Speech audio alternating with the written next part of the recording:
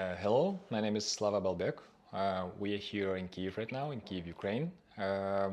Here we have the 70 people firm, architectural office. So basically our expertise covering, I can say, pretty wide, from the commercial to residential, some social projects, retails. Right now our employees working from different countries after the full-scale invasion. We relocate ourselves. The core of the bureau relocated. Now on we work from Georgia, from Poland, from states, from Portugal. And the people are relocated by all over Ukraine. But basically, for now, we are 70 people and work as a team, at a core. Thanks to COVID, I can say thanks to COVID, we know how to work remotely.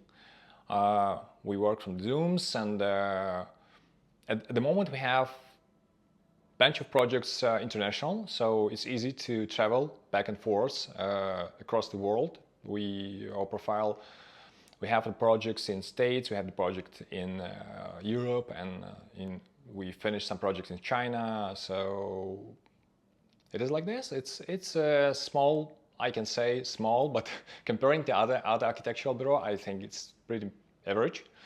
70 people firm. We started 15 years ago. On that moment, we called ourselves 2B Group. We started with my colleague from the university, Olga Bogdanova, and we worked for 8 years as the 2B Group. And then we just decided to break up our relations, and then that's how the Balbek Bureau started. We started from the 30 people, and now on it's 70. Actually, it's pretty organic. We never said the advertising. We never showing us. We're just showing our work. So our community and our public relations is based on the storytelling. How we are doing this? What is architecture was? What's the values of architecture? So this is the basics for us. And in your work, I see a very close connection to the fabrication, to a very small scale detail. So this I would say is like a signature of your work. Yeah, thanks for our country. I can say Ukraine is, for me, the best country where you can produce, where you can make the uniqueness of architecture and interior design elements, because the work here, individual elements are pretty cheap, and we try to do every project as a unique project, and the elements we try to do every time the new ones. So we never make the copies of them.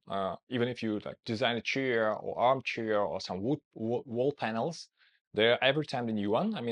We designed from the scratch. So that's why our expertise in making the basic thing from the fabrication are pretty deep.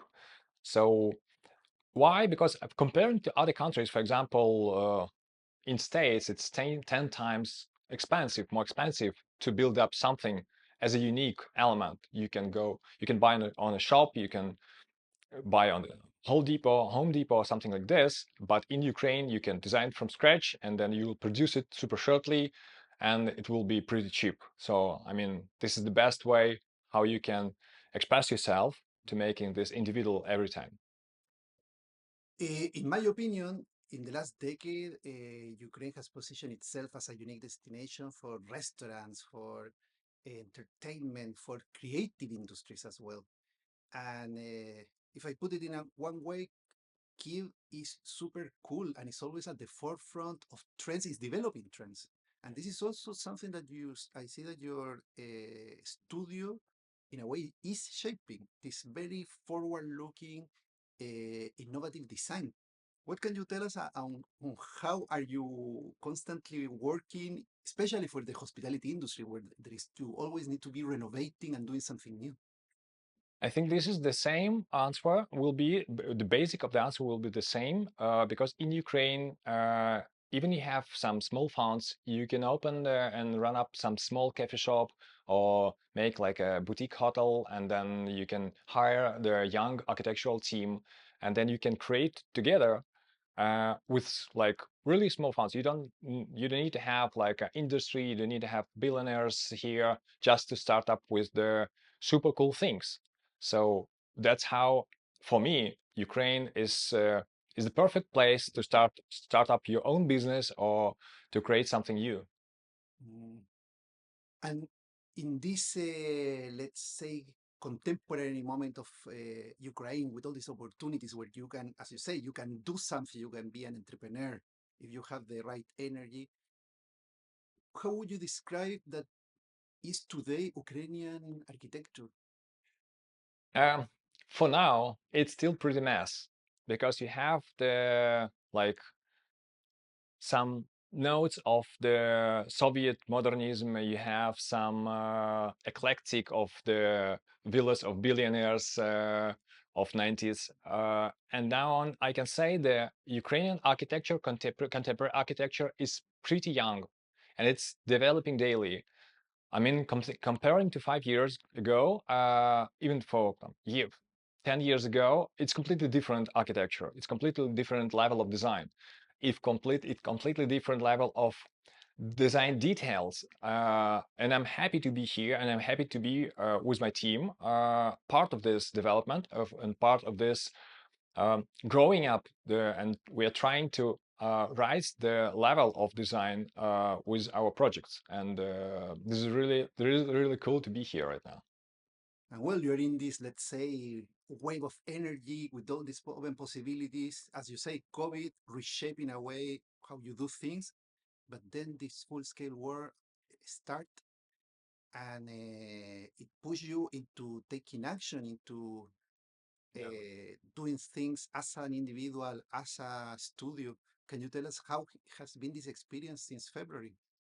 Yeah, I mean, we should turn our fear into action, I can say. So most of our employees take cover, hide themselves in the basements or shelters, and after like a few weeks, we just get that we are still architects. So first of all, okay, you take care of yourself, of your friends and family.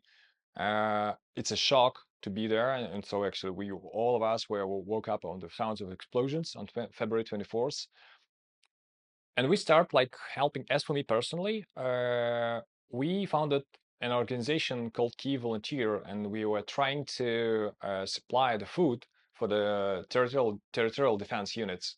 I mean, we were cooked meals, and on the peak days, it was like about 15,000 hot meals because we were partner up with Kyiv restaurants, and it was amazing.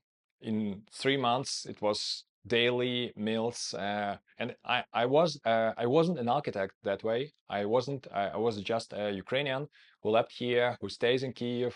Actually, there was not much people who were staying in Kyiv. I mean, it's only 25%, I think, of people were staying in Kyiv. Others like relocate themselves.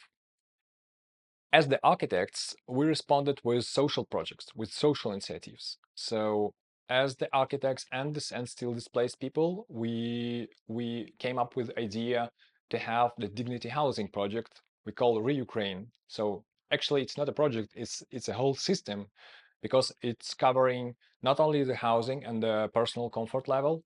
We are thinking how to develop the instruments for the community. So that's how we came up with the Villages project. Villages, it's an online tool which develop the old housing, Ukrainian villages, and transform it for the digital instrument. So you just can go from 12 steps. You can create your own architecture, and then it generates you all the drawings and cards and floor plans. So it's something that we are trying to research and develop. We don't have any expertise of making parametric models, for example. And then we jumped in the project called Vision. The Vision, it's AI-based application which we're working right now. So it's about if you take a photo of destroyed or half destroyed building, and the system will generate you the solution how it can be visualized in other way or renovated way. So I mean, for us, this something about treatment architecture. So architecture which can heal you, so you can see the vision what will be there in a years. It's really important in this way. Well, and about this in reconstruction, of course, that there is a need of efficiency, of speed, durability, engagement, that people can be part of this reconstruction, but also about identity. There is a strong Soviet heritage, but also there is a Ukrainian heritage. Yeah. What do you think that is in a way, the opportunity to work with the Ukrainian identity heritage in the reconstruction? Um, my personal thought about this that we shouldn't base on the history on on some points. I mean, the basics for sure, it's really important, but we need to build a new, more sustainable Ukraine. We need to build a new, more inclusive Ukraine. So, I mean, I don't really want to recover Ukraine. I want to build a new one. So now on it's the best way to influence on this because we can say we are starting from the scratch. Now on, when you see the totally destroyed villages and how to destroy cities, and you should think to recover it like it was. I mean, if it like heritage or something like this. But if you have an option to rethink the floor plans, rethink the function, and to build a new sustainable Ukraine, let's do it. So, and also you have been personally involved in the defense of Ukraine. Yeah. What can you share with us about this, and especially how your design thinking, your architectural training help you to bring those skills to the service of the country? In both things, in the military, in an architecture, you should be creative. Um, in first part, you should be creative to survive. In another part, you should be creative to deliver the new ideas. I mean, the creativity and it helps you every time. I mean, for me, I treat myself as an architect, but as well, I treat myself as the Ukrainian citizen. I mean, for me, I'm trying to find a balance where I can be the more productive. I never know myself there, so that's why I try to fly with the drones. Then I learned the kamikaze drones. Then I learned like small tactical aviation plane. Now I'm like helping Ukrainian artillery spot the targets. So I have monthly shifts. Uh, every month I spend a week there. I mean, then I gather a team with my colleagues, some of them architects, some of the designers, lawyers, musicians. So I mean, it's a new reality of Ukraine. So you never treat yourself like it was before the 24th, after the full-scale invasion. So for me, this is my personal choice. I know I don't have a contract. I don't have a support from the government. I mean, I'm not covered with the ammunition, and we took all the donates, and so it's like on a personal level. But there as well, I feel the productive. I mean, I feel that we still can be better. There's much more to learn. So we travel all the front line. I mean, partnering with the different force units to help them. Somewhere it's just footage. Somewhere it's a correction. Somewhere we fly with the kamikaze drones. I mean, it's really this is a new type of war. I mean, this is the technology war. Of course, the core of this is the army, and it's 95%. But sometimes the guys such we are as the military volunteers, and we are still can bring help on the on this level. I mean, where I'm in Kyiv working with a like recovery project on architectural ones. But the other part of me is really kind of productive there. So that's why this is a personal balance. So you feel yourself where you should be, like 100% there, 100% here. For me, I just chose it like 50-50 for now. And also, recently you had the opportunity to construct a project in a very far away territory of Ukraine, that is Antarctica. What can you tell us about this project and its development? The project was designed on 2021 in November, and the concept is the home away from home. So it's a symbol, it's a profile of Ukrainian old Ukrainian house uh, on the ice, so far away from Ukraine. So I mean, this was the task from Ukrainian Polar Research Base. So they want to redevelop, rethink somehow the old uh, oil tanks there on their territory, because they said, okay, we have the land, we have the base there for 26 years, but we don't have the Ukrainian identity there. We want to deliver somehow first for the team, for the crew who is like uh, relocated from Ukraine for a year. So people are working there yearly. And the other one, there's over 4,000 tourists yearly visit the station. So the task was to deliver some Ukrainian identity so far away from Ukraine. So that's how we came up with the idea to show some kind of symbol or some kind of profile, small, tiny symbol of Ukrainian home. Applied it with the LED, and then now on it's and we produce it in Ukraine 100%. We deliver there on Ukrainian icebreaker ship on early 2022. And actually, we had the tickets to fly there to mount it. This was the idea. So actually, it was like a dream. You know, as almost all architects, you can't make a project without visiting the site. So for me, it was really hard task how you can make a project without visiting the site. So I mean, this was the task number one, to be there or to mount it there by my hands. So we produce it here. It was totally mounted. We see how it goes. We dismount it like from small elements because it should be delivered there. It's not really it's not a small task to deliver there the art installation, but it was done. And then we took a pause for a year because the Russia started a full-scale invasion. And then in a year, we just bought the tickets, get there. It was a super long trip where it took us like 10 days of traveling, flying with the small planes, going with the boats, taking up the buses to get there. We work on the station for 20 days. We mount all the installation. And then it was the same long way back. But what's the big idea of this project? It's delivering the Ukrainian identity so far away from Ukraine. So this is the longest range, and this is the longest point from Ukraine with the cultural identity, and this is really important for me.